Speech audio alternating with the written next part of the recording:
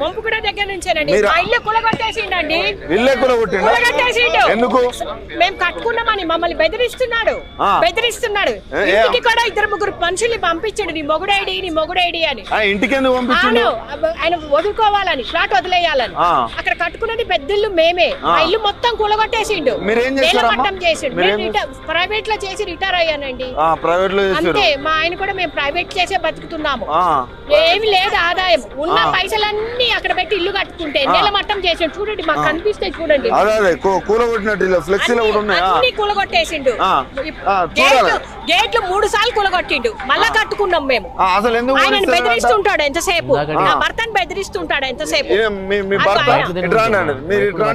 ఏం చేస్తుంటారండి మీరు? నేను ప్రైవేట్ ఉద్యోగం చేసి మానేసిన సార్. ఎందుకంటే నేను 71 ఇయర్స్ ఇప్పుడు. నేను ఎప్పుడు కొన్నావు అది?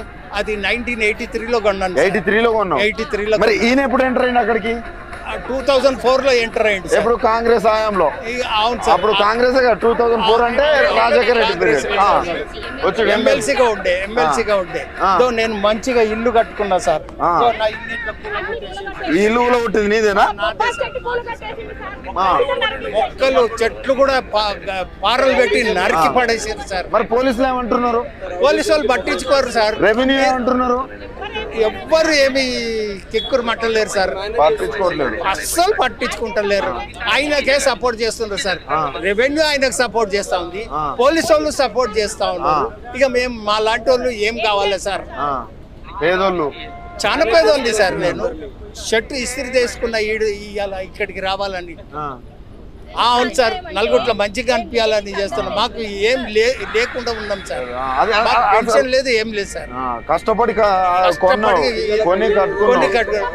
83లో కొన్నా ఒక 10 ఇయర్స్ అయింది సార్ అది కట్టుకొని. మీరు వయసులో ఉన్నప్పుడు కొనుక్కున్నారు? అవును సార్. అంటే మీరు వయసులో ఉన్నారు అప్పుడు మంచిగా? అవును సార్. అవును సార్.